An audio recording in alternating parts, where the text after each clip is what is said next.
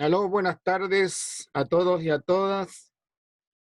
Esta es la clase de Biología General en su unidad El organismo animal, curso que nosotros dictamos para la carrera de Ingeniería Agronómica, primer año. Estábamos analizando y poniéndonos de acuerdo respecto de las fechas de las entregas de las evaluaciones pendientes. Y la prueba de teoría quedó para el día martes 25 de 14:30 a 16 horas. Va a ser una prueba de selección múltiple. La lectura, el informe de lectura, quedó para el día miércoles 26 con una extensión máxima para recibir los documentos a las 18 horas. Todo lo anterior porque los estudiantes tienen que conocer sus notas para saber si deben presentarse y por lo tanto preparar el examen final del curso, cuyo periodo comienza el 28 de agosto y se extiende hasta al 4 de septiembre. No habiendo ninguna consulta en tal sentido, vamos entonces a comenzar la clase de hoy día.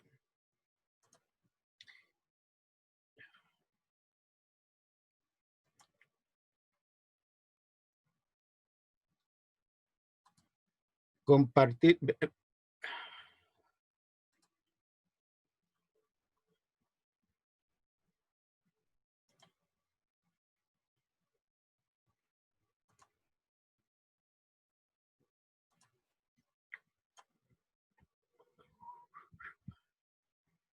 Ven la.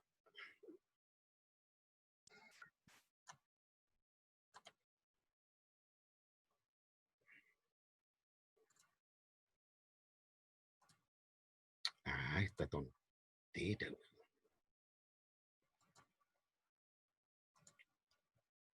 ¿Ven la clase? No, profe, no se ve. No, todavía no. Profe. Ya.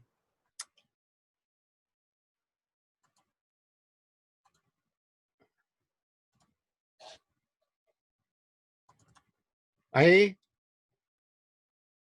Ahí sí. Ahora sí. Ya. Esto es lo que habíamos estado discutiendo la clase pasada, el viernes. Ya. Fue lo que les presenté como el temario de la unidad. La unidad se llama, para aquellos que no estuvieron presentes, Biología del organismo animal. Ya estuvimos analizando con cierto nivel de detalle el desarrollo de competencia y los resultados de aprendizaje, las medidas de coordinación, las referencias y los contenidos. Dividido en secciones: parte 1, el organismo animal; parte 2, diversidad animal; parte 3, diversidad animal y clasificación; y parte 4 y último, tipo de animales importantes para la actividad agropecuaria. Y los grupos de animales que están ahí: platelmintos, nematos, artrópodos y vertebrados. Y esto fue lo que analizamos la clase pasada.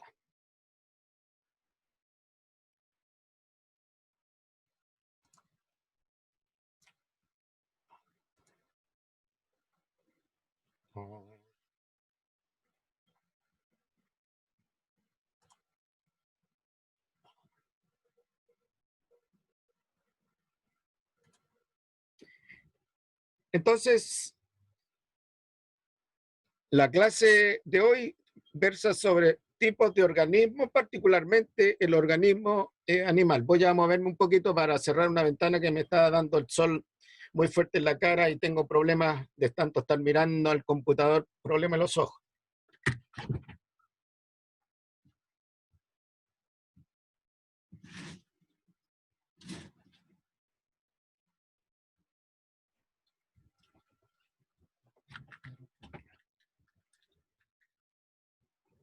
Tipos de organismos.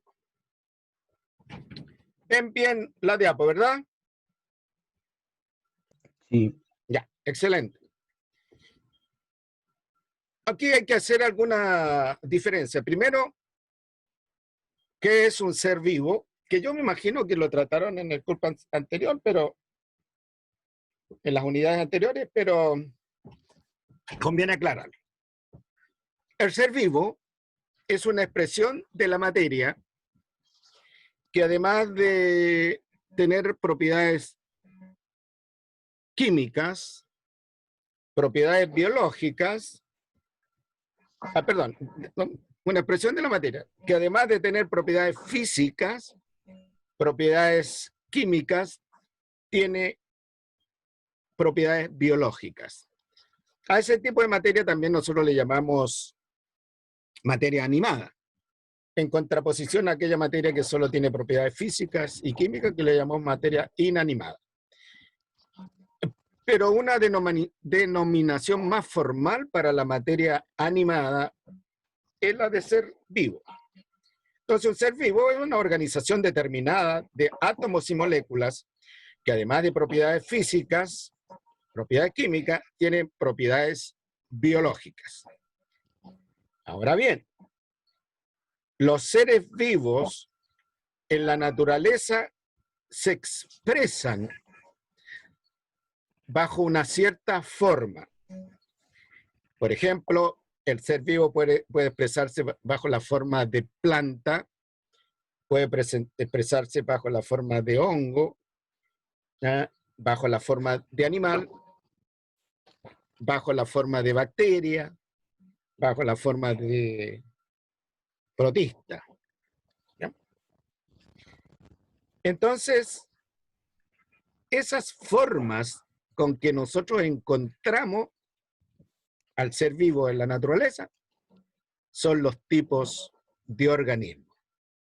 Por ejemplo, usted es un ser vivo, ¿verdad? Porque tiene propiedades físicas, químicas, biológicas. Como ser vivo usted se expresa de una cierta forma, ¿ya? Y por lo tanto es un tipo de organismo. ¿Cuál es lo extraordinario de esto? Que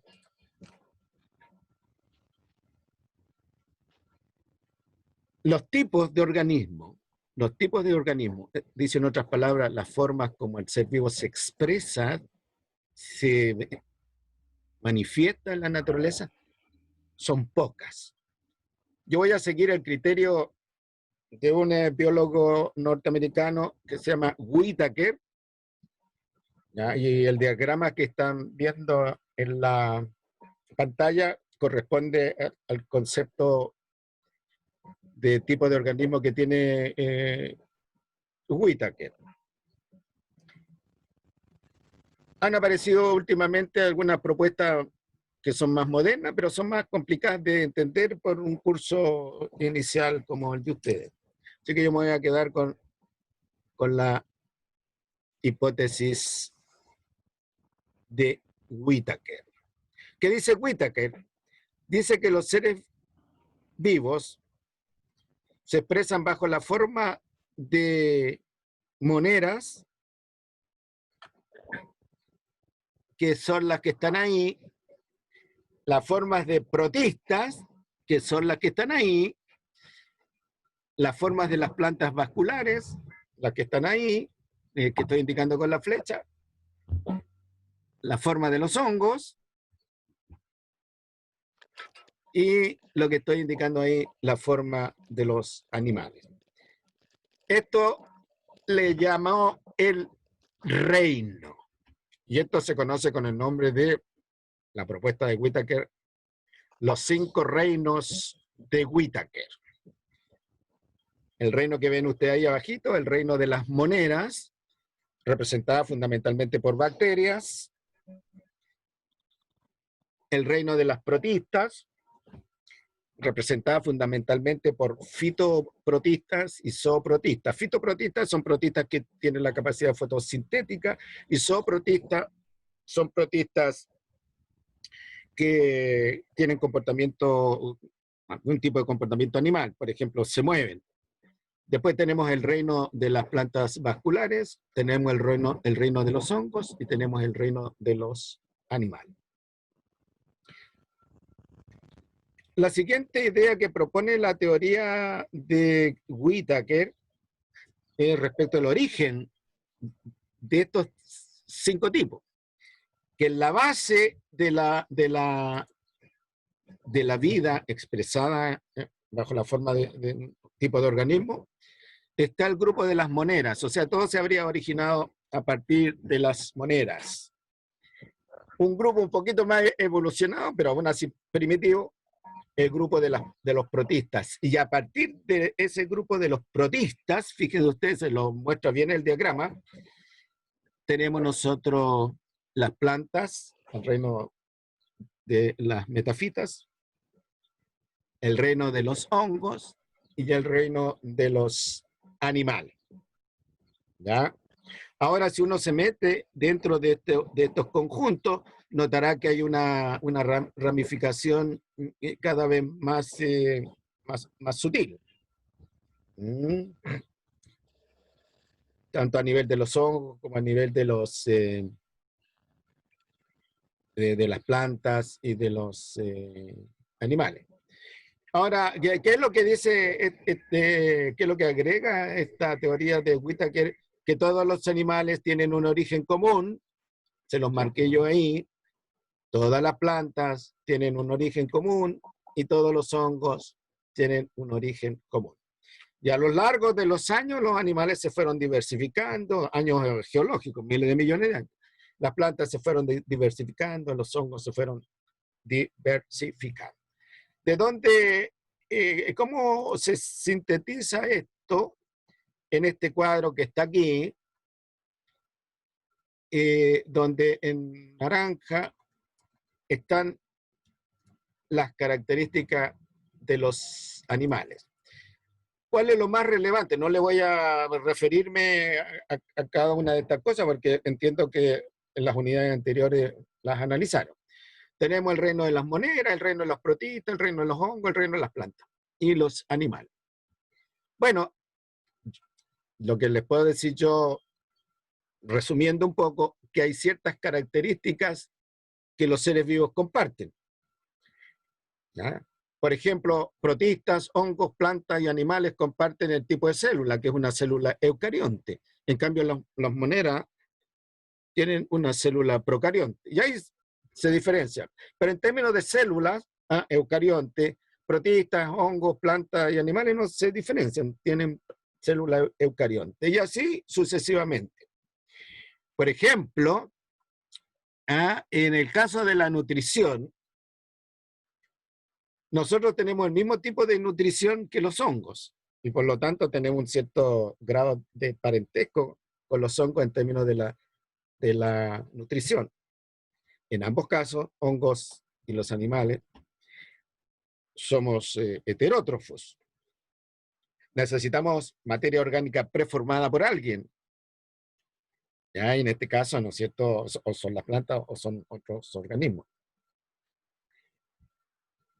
Pero hay una gran diferencia entre los hongos y nosotros respecto de la alimentación.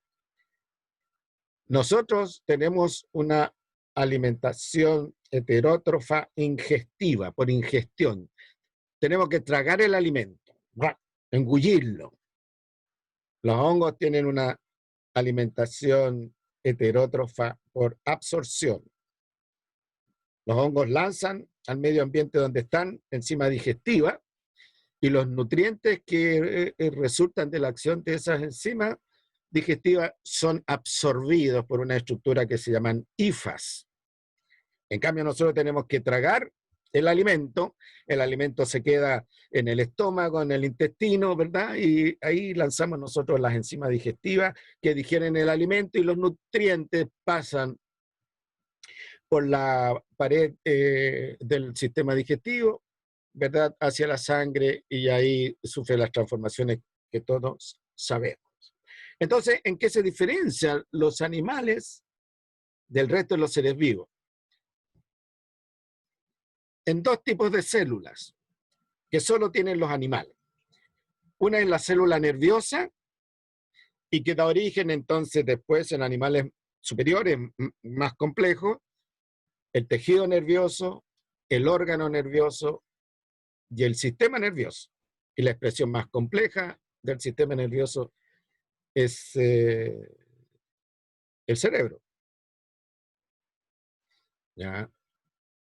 Y el otro tipo de célula es la célula muscular, que en animales más complejos, la célula muscular se origina en tejido muscular, el tejido muscular se origina en órgano, el músculo, y el órgano entra a formar parte de un sistema muscular. Y tenemos un sistema muscular muy eficiente. Por eso hay gente, ¿no es cierto?, que puede danzar de una manera hermosa, gente que puede jugar al fútbol como el Messi, por ejemplo, haciendo ejercicio relativamente complicado.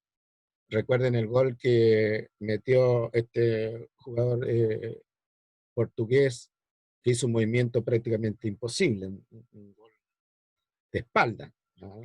El tipo no sé cuánto metros saltó, metro y medio, 2 metros, qué sé yo, agarró la pelota que venía detrás de él, bueno, se dio la vuelta, saltó y en el aire se dio la vuelta y metió el gol en el ángulo imposible. Eso es gracias a un sistema muscular. Entonces, y complementado con un sistema nervioso, porque para hacer buenos movimientos hay que tener una muy buena coordinación nerviosa. Entonces los animales ya presentan dos estructuras especiales propias de ellos. El sistema nervioso, que le permite una muy buena coordinación, y el sistema muscular, que permite un movimiento sofisticado.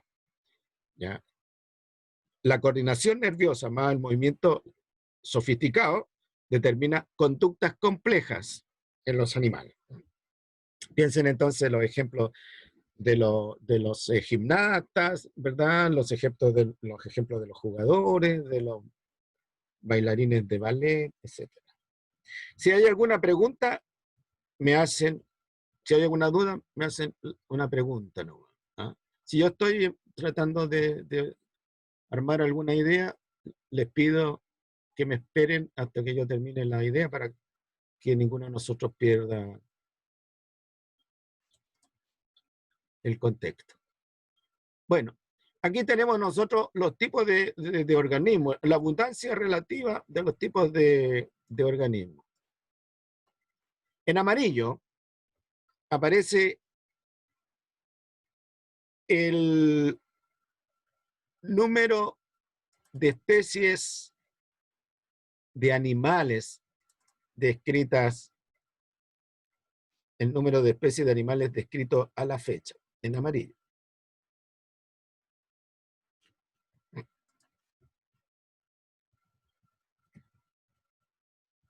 Entonces, se podrán dar cuenta que del total de especies de seres vivos que se han descrito a la fecha, la mayoría, 74, 73%, corresponde a animales. Sin embargo, la naturaleza está dominada por las plantas. No por nada el color de los ecologistas es el color verde. ¿Por qué? Porque la biomasa vegetal es mayor que la biomasa animal.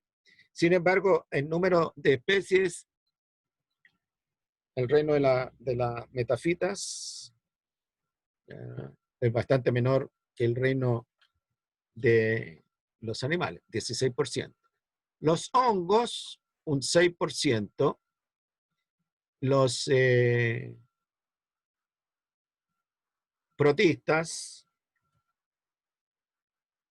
un 5%, y las monedas, o sea, las bacterias, prácticamente, esto no es cierto en términos de 0%, pero digamos menos del 1%. Entonces, en resumen, podemos decir que la naturaleza está dominada en términos de número de especies, no en términos de biomasa. En términos de número de especies está dominada por los animales. En términos de biomasa está dominado por las plantas. Árbol, imagínense lo que pesa, la cantidad de toneladas que puede llegar a pesar un árbol antiguo. Hay que reconocer, sí, que todavía faltan muchas especies, sobre todo en el ámbito de las moneras, por ser descritas. Lo mismo pasa en el ámbito de los hongos.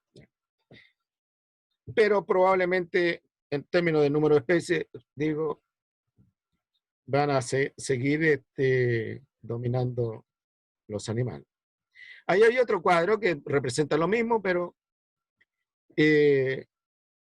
un poquito más, más técnico, digamos. Ahí tiene el grupo de las bacterias, porcentaje de especies conocidas 1%, los hongos 7%, los protozoos 20%, las algas 20%, las plantas 97% en términos de especies conocidas. Los invertebrados 13% y los vertebrados 98%, y total se describe al momento 1.700.000 especies de seres vivos, ¿ya? De los cuales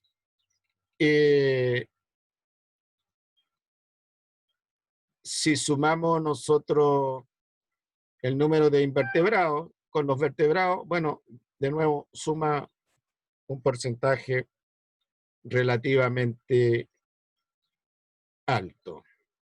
Y aquí también tenemos otro que muestra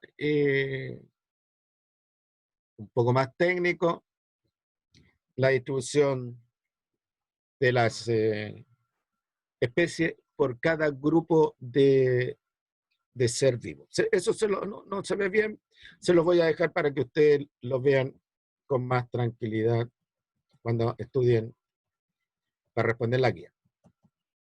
Ahora bien, los animales tienen que cumplir funciones orgánicas que los otros seres vivos no cumplen. Para eso, ¿no es cierto?, los animales tienen células especializadas, tienen tejidos especializados, tienen órganos especializados y tienen sistemas de órganos especializados. No todos los animales tienen todos los sistemas. Los animales más simples asumen las funciones, pero no en base a órganos, ni menos en base a sistemas de órganos, ¿no? En cambio, nosotros tenemos todos los sistemas que tiene un ser vivo y que nos permite a nosotros asumir con eficiencia y propiedad las funciones orgánicas que tienen que encarar los animales para poder vivir, ser exitoso en el ambiente donde están, ya sea el ambiente terrestre como el ambiente acuático. Ahí tenemos unos diagramas que muestran los sistemas que tenemos nosotros, ¿ya? Pero no vamos a ir a un cuadrito que está más resumido. Bien, todo animal tiene que ponerle atención a la función. Y cómo encara esa función el animal va a depender de la complejidad del animal. Como decía, algunos tienen órganos y sistemas de órganos y otros no tienen ni órganos ni sistemas de órganos, y tienen que asumir la función igual. La función de ingestión, digestión, absorción y gestión de los alimentos, de los nutrientes, está a cargo de los animales por el llamado sistema digestivo. Pero no todos los animales tienen sistema digestivo, ¿ya? La función de protección del cuerpo, la relación entre organismo y ambiente, es asumido por el sistema tegumentario, por la piel.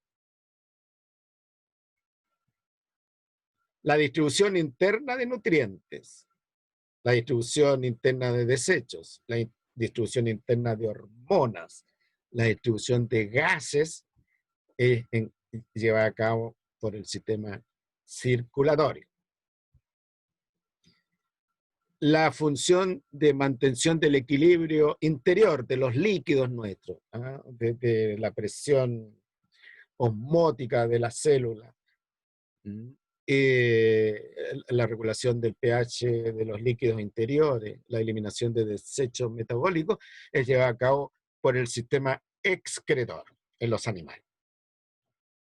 La multiplicación, la herencia, por el sistema reproductor, la conducta, la relación con el medio, la integración y el control con el sistema nervioso, la conducta, la relación con el medio, el sistema sensorial, que se integran en uno solo, nervio y órgano de los sentidos, el movimiento, la forma, por el sistema muscular, la forma, el sostén del animal y la protección de los órganos internos a cargo del sistema esquelético, regulación y control, desarrollo, crecimiento y conducta por el sistema endocrino, y la respuesta inmunológica, ahora que están tan de moda por el asunto del coronavirus, bueno, el sistema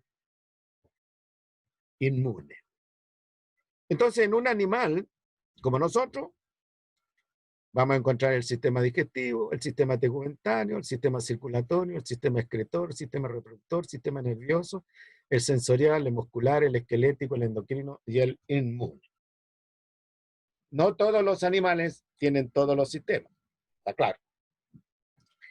Es la tercera vez que se los repito. Ahora bien, ¿cuál es la importancia de los animales para el ser humano? Bueno, los animales constituyen un recurso natural renovable. ¿Qué se entiende por recurso natural renovable? Es un recurso que se encuentra en la naturaleza, no es producto de la acción humana, y que si es explotado de manera inteligente por el ser humano, se renueva a sí mismo. Por eso se llama recurso natural renovable. ¿Cuál es el problema que están teniendo muchos animales que son usados como recurso natural renovable? Que la tasa de uso, la tasa de consumo, la tasa de explotación por parte del ser humano está siendo más acelerada que la tasa de renovación del recurso, de ese recurso. Y por lo tanto, el recurso está tendiendo a escasear. Ahora bien, cuando un recurso está tan escaso que no se puede recuperar, ese recurso natural renovable tiende a la extinción. Por eso que aquí en el país han habido varias especies, sobre todo especies marinas, que han estado a la punta de la extinción y han tenido que establecer una serie de estrategias de conservación de esos recursos. Una de las estrategias es la veda. Tenemos el erizo, por ejemplo, el erizo comestible, no el erizo negro ese que dicen que es mojonero, no sé. El erizo negro, el erizo comestible, el loco, la merluza, algunas especies de langostas en otras partes, no aquí, qué sé yo, etc. Otra importancia de los animales para el ser humano es que muchas especies de animales son reguladores biológicos. Significa que algunas especies de animales pueden controlar las poblaciones de otras especies de animales. Esto en agronomía se conoce con el nombre de control biológico. Y un ejemplo clásico son las chinitas que controlan la cantidad de pulgones. Entonces, cuando hay una plaga de pulgones, ¿no es cierto?, las personas especializadas en control biológico van y siembran el cultivo con chinita.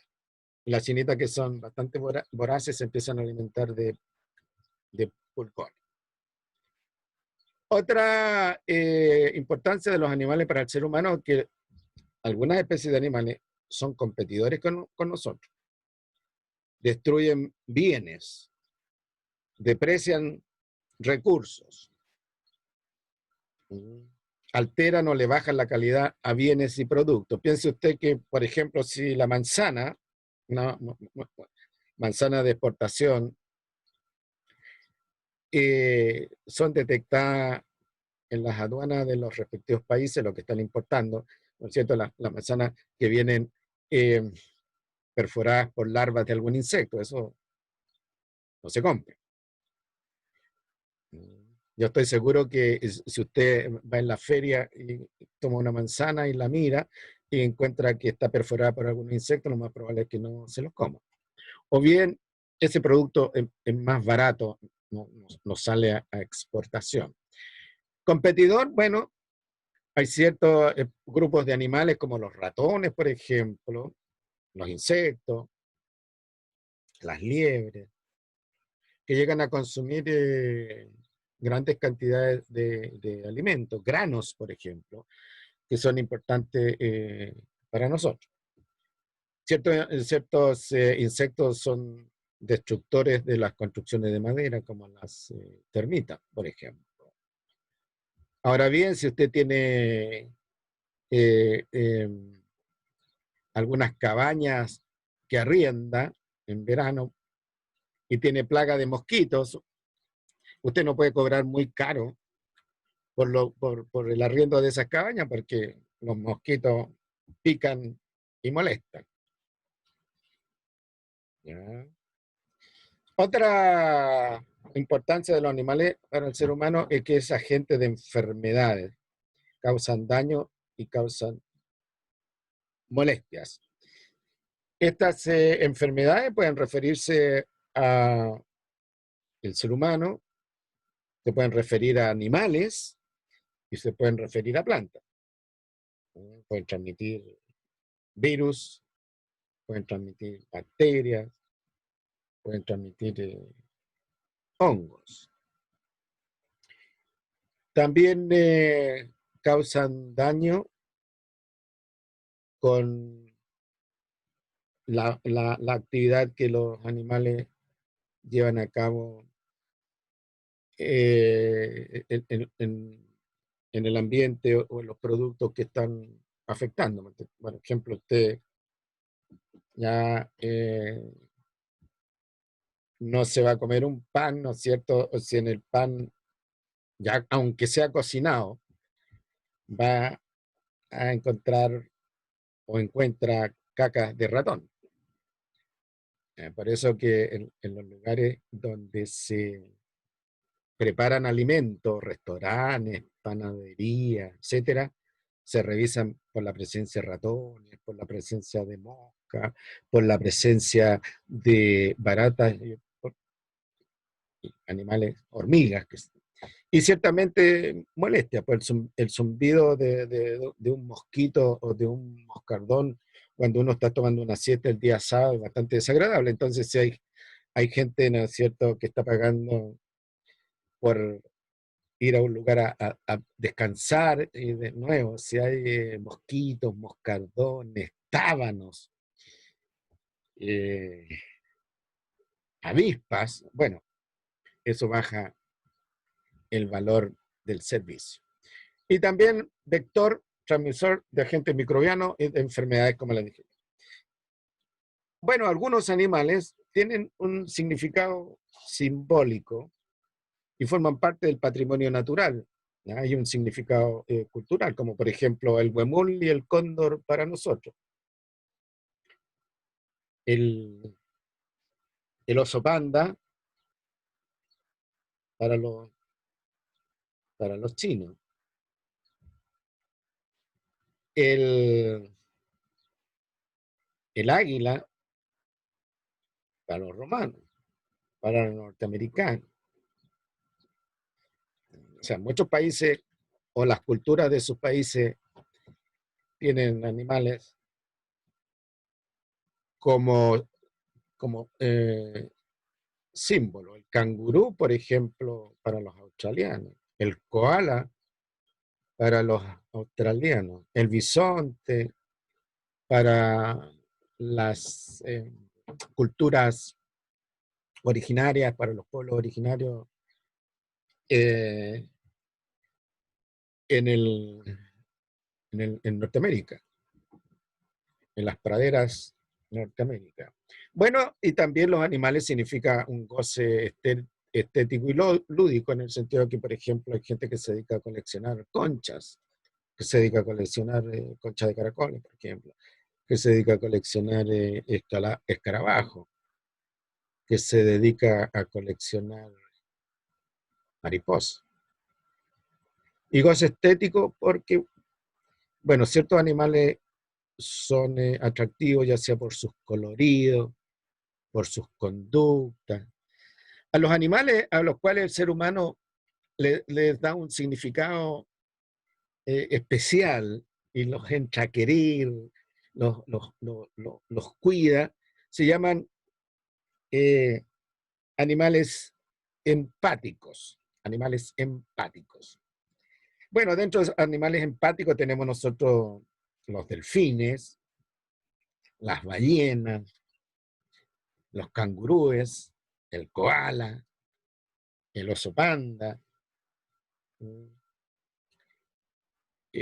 Bueno, depende de la cultura. Las jirafas, los leones. Nadie va a encontrar empático a una hiena, pues nadie, pero bueno, se tienen que al final entrar a conservar, a proteger, o las arañas. Incluso hay roedores que son simpáticos. Ahora, muchos de estos animalitos han sido tomados por el cine, como Bambi, por ejemplo. No sé si ustedes vieron la película Bambi. Un ciervo. Los ciervos son horribles de feos. Parece la cabeza del ciervo es como la cabeza de un burro. En inglés ya tiene el nombre de mula. Sin embargo, Bambi ha resultado ser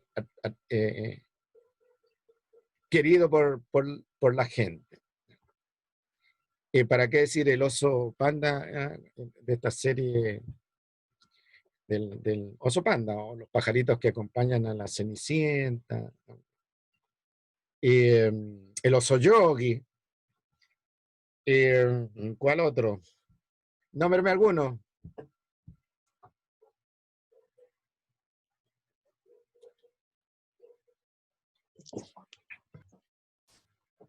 ¿Algún ejemplo, No, son, algún ejemplo de animal empático que despierte la simpatía de las personas?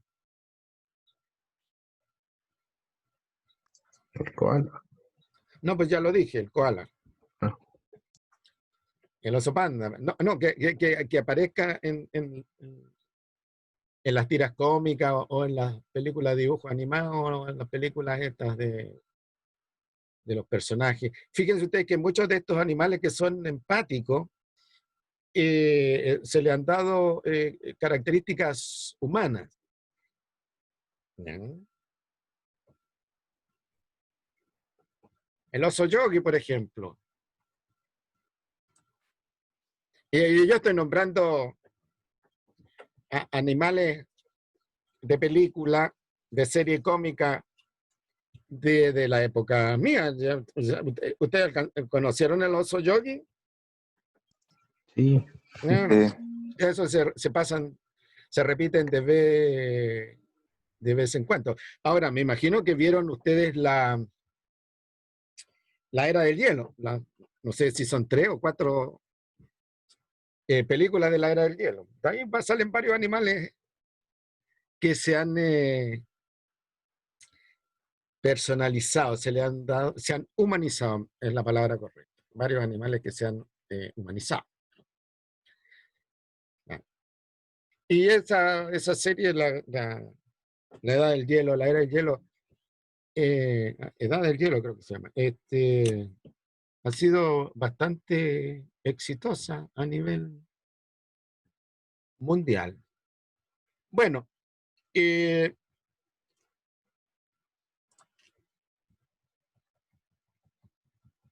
ahí tenemos nosotros, para terminar, la referencia. A ustedes para este nivel del curso les sirve la referencia de biología, de la biología general que yo les puse en los apuntes, pero también le puse el libro de Curtis, Ellen Curtis.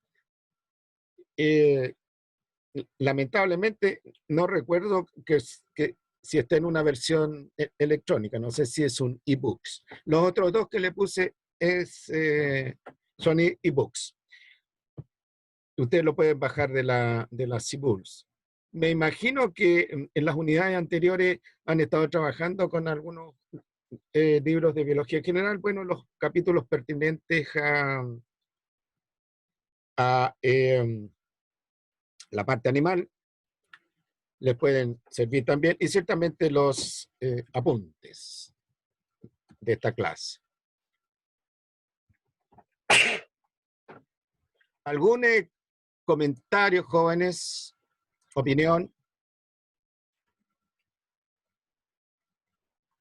¿No? Bien. Excelente.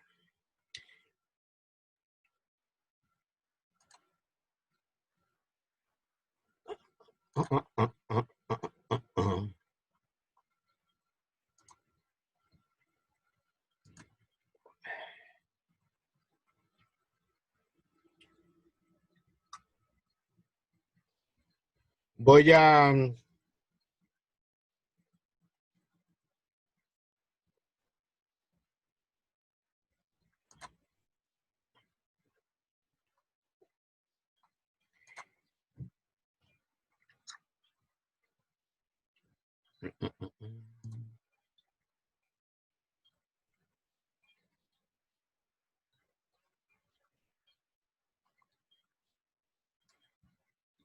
plataforma PDI.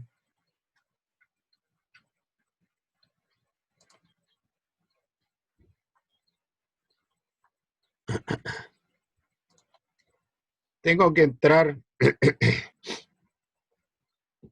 a otra carpeta.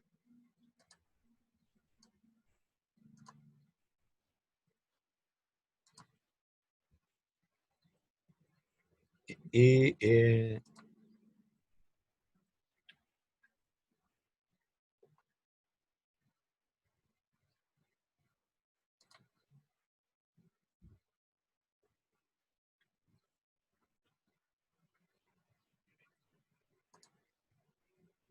haga doble clic para que salimos de pantalla.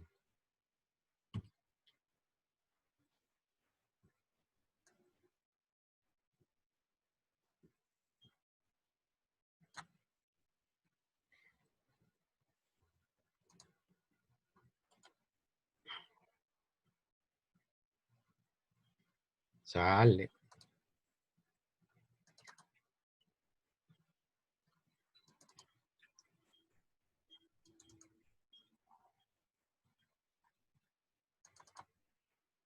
Coordinación.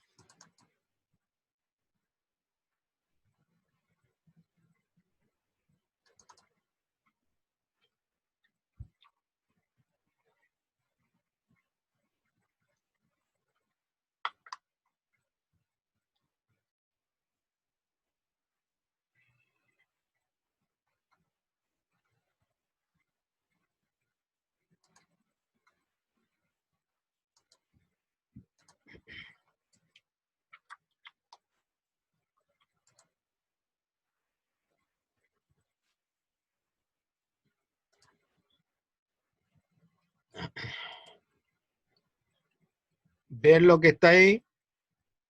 Sí, profe. Ya, Se ve. ya. Bueno, esta es la guía de autoaprendizaje. Yo le llamo guía de gestión del autoaprendizaje. Unidad 5, biología del organismo animal. Fuente bibliográfico de apoyo al trabajo, los apuntes que estamos analizando. El libro de Ellen Curtis, hay un ebook, Don't Be Sane, y Campbell como alternativa el 2007, y ciertamente Internet, o bien los cursos de biología, los libros de biología general que le sugirieron los otros profesores. Tiempo para el trabajo, aproximadamente 2 semanas. El tema 1 es el organismo animal. Entonces, usted tiene que trabajar en base, para el tema 1, el organismo animal, en base a estas 5 preguntas, de tal manera que usted en la prueba demuestre que trabajó y que aprendió. Ahora bien, la recomendación es que usted lea bien las preguntas. Usted puede trabajar con algún compañero o compañera. Se pueden juntar más de 2. Porque ustedes no me tienen que entregar un informe de esto, sino que van a ser evaluados de manera individual. El otro, el informe de lectura, va a ser evaluado en términos de grupo de A2, recuerden. Ya, entonces, pregunta 1, dice, reconozca en la D1, que es diapositiva 1, los atributos biológicos de los animales que nos permiten diferenciarlos del resto de los seres vivos. Y por lo tanto, ya, usted tiene que leer bien la pregunta, responder exactamente lo que se le pregunta. ¿Ya? No ponga más allá, a menos que usted lo considere materia de estudio y agréguele usted algunas cositas más aclaratorias. El tema 2, los tipos de animales, que es lo que acabamos de... No, analizamos solo el tema 1. El tema 2, los tipos de animales, 5 preguntas también. El tema 3, la unidad clasificación zoológica, 5 preguntitas. Y el tema 4, la relación animal-ser humano, 5 preguntitas. Y en base a esto, entonces, va la prueba de selección múltiple. Vamos entonces a seguir con la clase, a menos que tengan alguna pregunta. Es profesor que nos mostró más que nada como para practicar y O sea, usted tiene que responder eso. ¿Ya? Es una suerte de guía de estudio. ya. Porque la pregunta va a ser evaluada en base a esa guía de estudio. ¿Ya? Ciertamente que siempre es bueno estudiar un poquito más, profundizar un poco más la materia entregada por el profesor. Bien. ¿Alguna otra pregunta? ¿Comentario? Chiquillos, tienen que hacer preguntas y por favor tienen que hacer comentarios para que esto no se transforme en una suerte de monólogo, porque es cansador para usted y cansador para mí.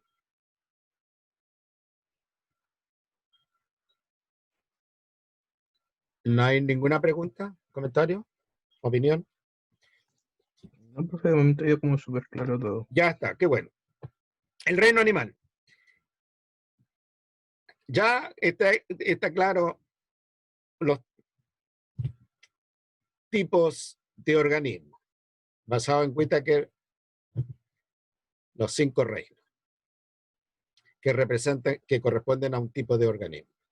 Nos vamos a centrar, obviamente, en el tipo de organismo que nos interesa en esta unidad. El organismo animal. Todos los animales pertenecen a un gran conjunto que se llama reino, en el criterio de Whittaker. Reino. El reino animal. Todo animal forma parte del reino, el gran conjunto, Y el gran conjunto incluye, considera, incorpora a todo lo que podemos tipificar nosotros, de acuerdo a las características que hemos señalado en la unidad anterior, a un ser vivo tipificado como animal, el reino animal.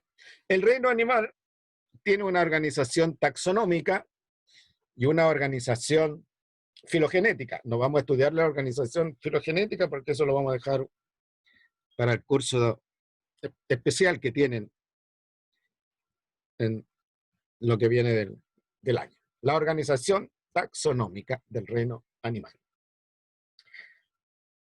Esta organización taxonómica está presentada por una mujer zoóloga conocida como Ellen Curtis. Y nosotros nos vamos a quedar en este análisis de la organización animal en el análisis que es en los tipos de animales. Noten, tipo de organismo, y dentro de esos tipos de organismos están los animales, como el gran conjunto. Pero dentro del reino animal existen expresiones más acotadas de los animales. Y esas expresiones más acotadas se conocen con el nombre de tipos de animales, porque todos pertenecen al reino animal, pero son expresiones más acotadas de los animales. ¿Ya? Y una propuesta de esta organización es la que hizo esta mujer.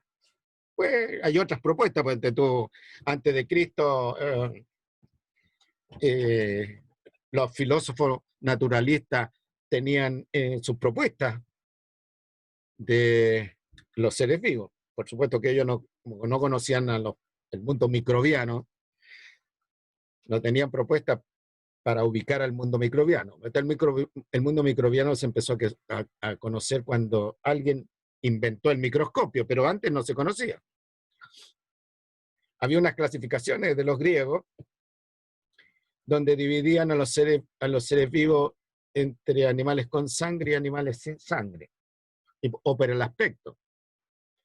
Y muchos animales marinos fueron considerados plantas. Plantas por la forma que tenían, forma de arbusto. ¿Y qué es lo que eran?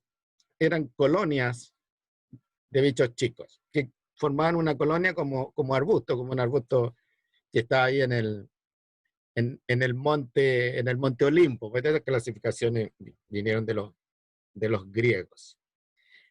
Ya. Esta propuesta entonces es de Ellen Curtis, relativamente reciente, 1989. ¿Qué es lo que dice esta propuesta? Que los tipos de animales se pueden ordenar en subreino, que es una categoría taxonómica, y dentro de subreino se pueden ordenar en grupos cada vez más pequeños,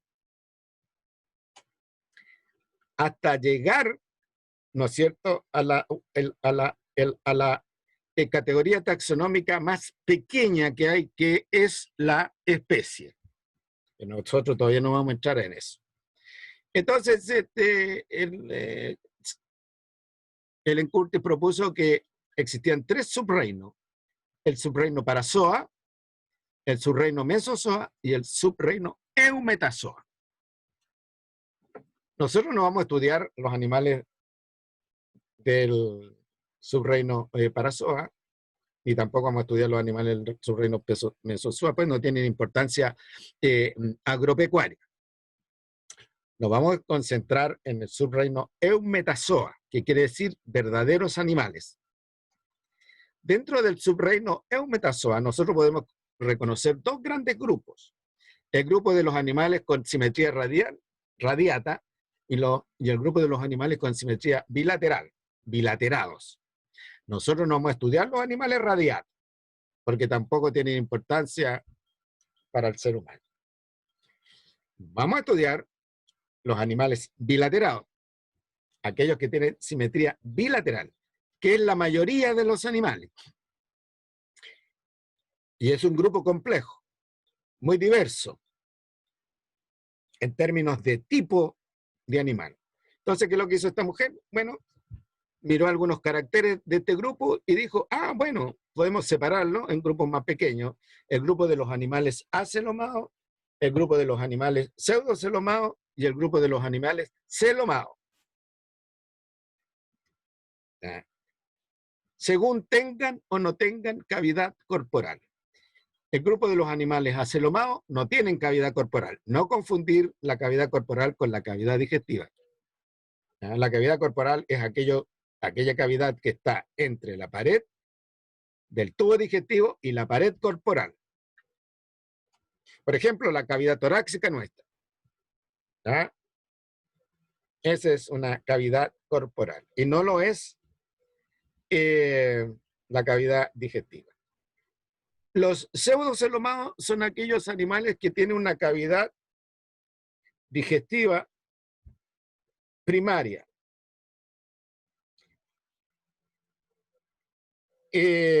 Más adelante voy a explicar lo que es esta cavidad digestiva primaria, cavidad corporal primaria. Y el resto de los animales es aquellos que tienen una cavidad corporal secundaria. Nosotros tenemos una cavidad corporal secundaria. Más adelante voy a explicar también lo que es esta cavidad corporal secundaria. Notarán que la mayoría de los animales bilaterados son celomados, tienen una cavidad corporal secundaria. Dentro de los animales celomados, ¿no es cierto? Esta clasificación propone dividir a los animales celomados en dos grupos, los protostomados y los deuterostomados. Más adelante voy a explicar lo que es protostomado, deuterostomado cuando lleguemos al punto. Y notarán que el grupo más diverso de los animales celomados es el grupo de los protostomados. Y finalmente llegamos al filum. Ese pH se pronuncia como F, filum, tipo. Cada uno de estos corresponde a un tipo de animal. Tipo de animal. Uno es tipo de organismo, otro es tipo de planta, otro es tipo de hongo y esto es tipo de animal. En consecuencia, en la naturaleza nosotros podemos contar los tipos de animales que hay. ¿Ya? Y van a hacer ese ejercicio ustedes, pero voy a encabezarlo ahora. En blanco están los tipos de animales. Filum porífera, Filum mesozoa, Filum ninaria, Filum tenófora, Filum platihelminthe, Filum natostomulida, Filum rincocele, nematoda, nematomorfa, cantocele, quinorrinca, etc. Ya. Ahora bien, no se me asusten porque nosotros no vamos a estudiar todos los tipos de animales. Algunos de ellos tienen importancia para el ser humano y otros no tienen importancia para el ser humano. Están ahí. ¿Ya? Y lo otro que hay que tener presente, que algunos de estos tipos son extraordinariamente abundantes en la naturaleza y otros son, en el otro extremo, extraordinariamente raros.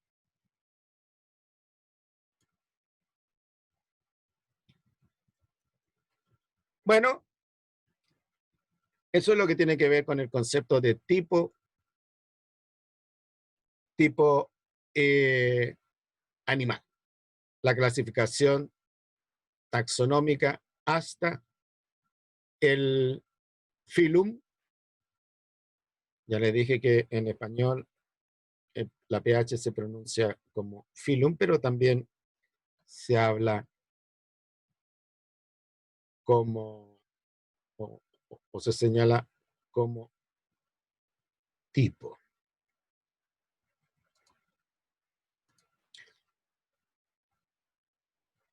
¿Alguna pregunta, comentario, análisis?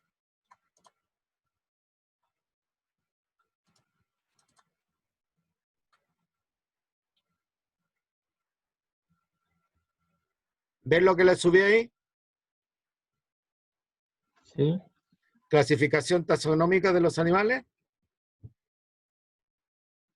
Sí, sí, sí. Sí, Ya, profe. bien. Entonces, siguiendo la idea del reino animal, podemos nosotros ir agrupando los animales en subreino, grupo, grado, qué sé yo, pero lo que es más relevante es reino, subreino y tipo. Reino, subreino y tipo. El tipo designa a un tipo de animal, a una manera en cómo un animal ahora se expresa en la naturaleza, cómo usted lo encuentra en la naturaleza, cómo se encuentra usted con él. Tipo de animal. Ahora bien, el ordenamiento de la diversidad animal a partir de estos tipos de animales se conoce con el nombre de clasificación taxonómica. Bueno, ahí tenemos de nuevo el reino animal, donde en blanco se muestran los tipos de animales. Entonces yo me meto dentro de cada uno de los tipos de animales y examino cómo ese tipo de animal, ¿no es cierto? Molusca, por ejemplo, se expresa en la naturaleza. Primero tenemos un ser vivo. ¿Cómo ese ser vivo se expresa en la naturaleza? Como animal, como planta, como hongo. Después tenemos un animal. ¿Cómo ese animal se expresa en la naturaleza? Bueno, como molusco, como artrópodo, como gusano plano. Bien, tenemos un tipo de animal, molusco. ¿Cómo está expresado el molusco? Por supuesto que cada vez vamos más acotando las formas de expresión. Entonces sabemos que el bicho que tenemos al frente es un molusco, el bicho que está allá es un artrópodo, el bicho que está allá es un cordado, por dar un ejemplo. Entonces, las categorías taxonómicas básicas en este ordenamiento taxonómico, en este proceso de clasificación. El filum, la clase, el orden, la familia, el género y la especie. ¿Ya? La categoría taxonómica básica es la especie. La categoría taxonómica superior, más general, es el tipo de animal de que estamos hablando, el filum. Ahora bien, para una categorización más técnica, encontramos nosotros entre filum y clase, el subfilum, la hiperclase, la subclase, pero no tiene el propósito a este curso, conocer estas categorías taxonómicas básicas. Eso ya forma parte de un curso más profundo o bien ya de materia de especialista. Van de mayor a menor. Filum es más grande que clase es más grande que orden es más grande que familia. Ya. Van decreciendo. Va decreciendo la amplitud. Nosotros vamos a encontrar que las clases están dentro de un filum, pero no los filum dentro de una clase. El orden está dentro de una clase, pero no la clase dentro de un orden. Y así sucesivamente. Para los informes técnicos que ustedes como futuros agrónomos se van a tener que referir por respecto de la presencia de un insecto perjudicial, tendrán que referirse como especie. No van a poder poner cuando se llama, encontramos un insecto. A lo más, si la especie es ya complicada y en materia especialista, bueno, podrán poner el género. Eventualmente en algunos insectos se aceptan informes técnicos en la familia, pero informes técnicos en sentido estricto deberán referirse a la especie. Otra característica que tiene esta este ordenamiento que es jerárquico. El filum es más de mayor nivel que la clase y así y sucesivamente. Ya le señalé la característica de la inclusividad, que el filum incluye a la clase, pero no a la inversa. Y en términos de precisión, ¿no es cierto? Y acotamiento, la precisión va disminuyendo hacia abajo, hacia la especie. Precisión en cuanto a las características o atributos del animal en cuestión.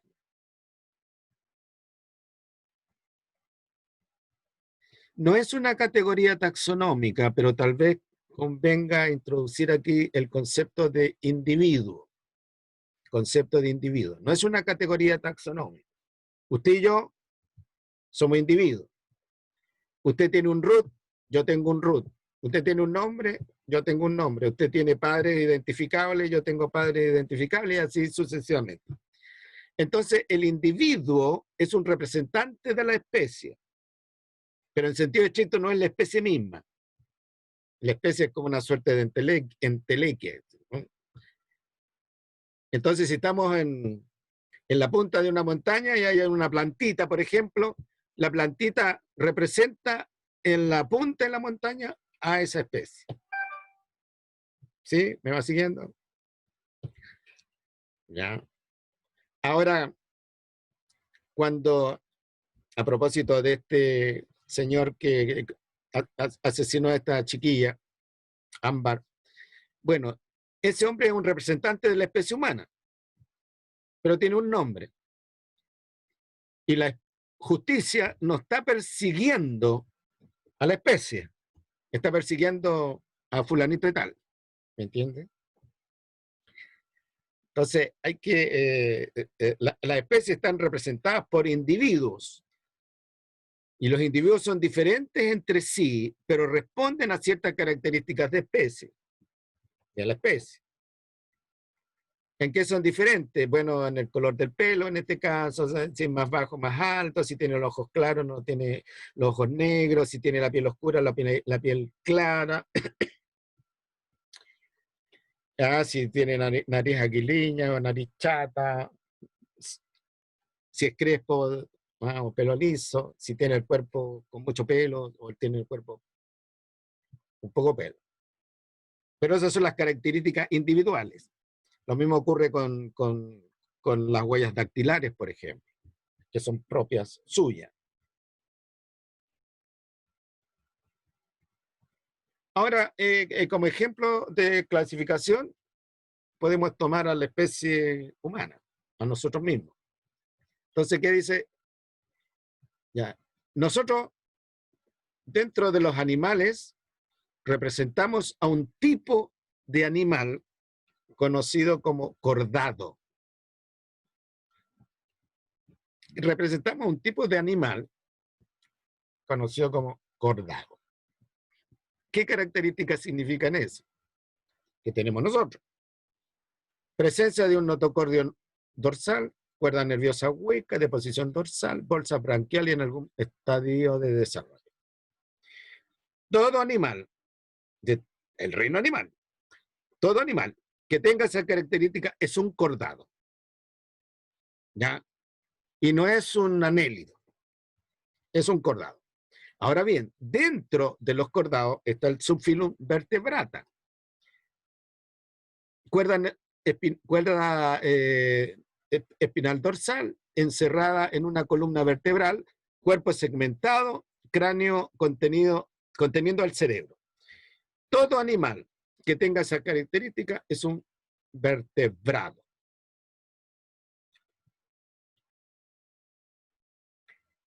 Después tenemos nosotros la otra característica que no es la básica, la puse ahí, y lo mismo con el subfilum para aclarar el punto.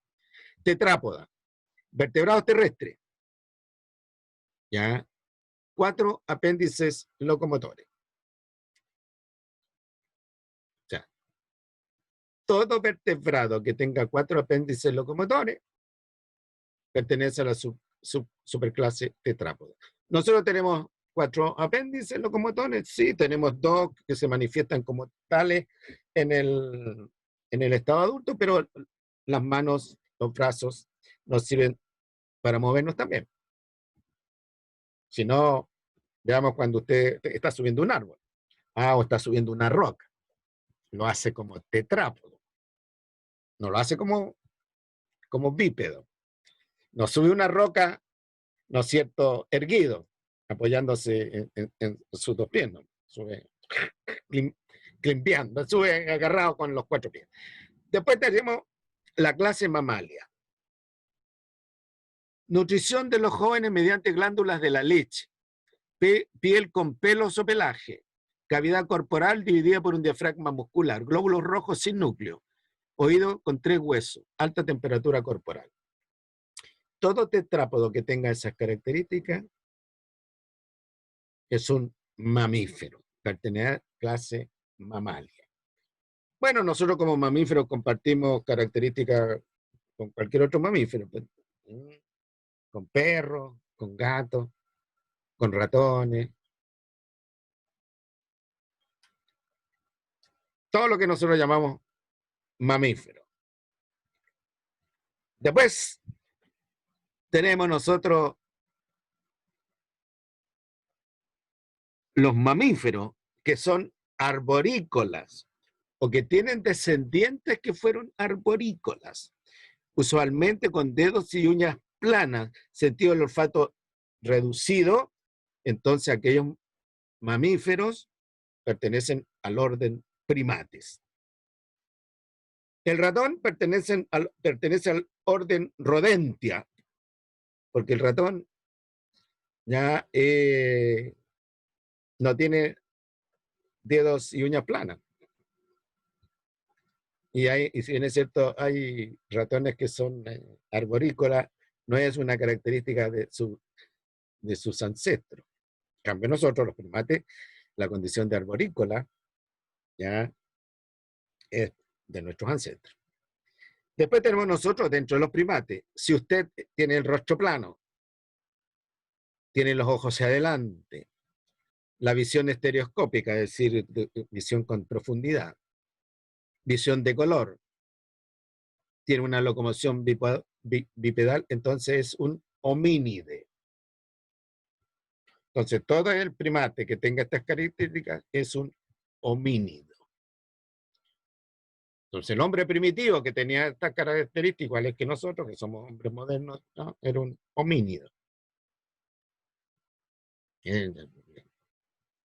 Ahora hay una discusión respecto de si hay algunos monos antropomorfos se pueden considerar homínidos. No. Hay una discusión en torno a eso, yo no quiero enredar, pero todo primate, estamos hablando aquí primates, ya, monos y ser humano, todo primate que tiene el rostro plano, gorila, por ejemplo, tiene el rostro plano, los ojos hacia adelante, visión de color, visión estereoscópica, entonces es un homínido. Los monos, los chimpancés, qué sé yo. Los gorilas, los chimpancés. Todo homínido que tiene un cerebro grande, ya un lenguaje complicado y la infancia larga, pertenece al género Homo. Y todo Homo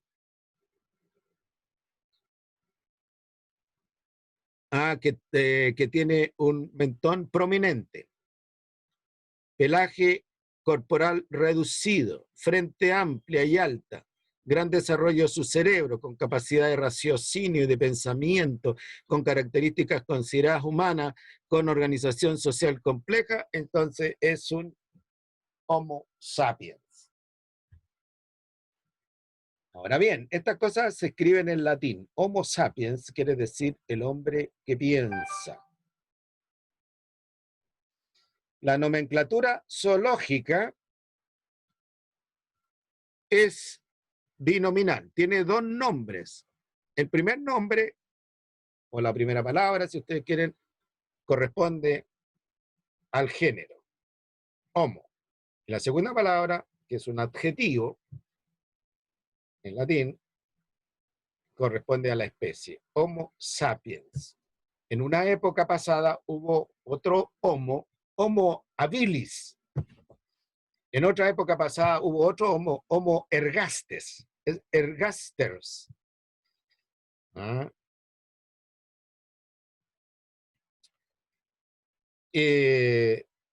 Pero al presente, la única especie del género Homo somos nosotros. ¿Ya? Y otro detalle que les tengo que señalar, que se acopla el nombre técnico, también llamado nombre científico, una tercera palabra que corresponde al autor que por primera vez hizo una descripción taxonómica de esa especie. Recuerden que las descripciones taxonómicas de las especies se hacen en base a individuos y que los individuos son diferentes entre sí. ¿Ya? Algunos entomólogos se han caído y han puesto al macho en una especie y a la hembra en otra especie, porque macho y hembra para esa especie son distintos o eran distintos. Después, con el tiempo, se dieron cuenta otros entomólogos más avispados que pertenecían esos individuos a la misma especie, pero uno era un macho y el otro era una hembra.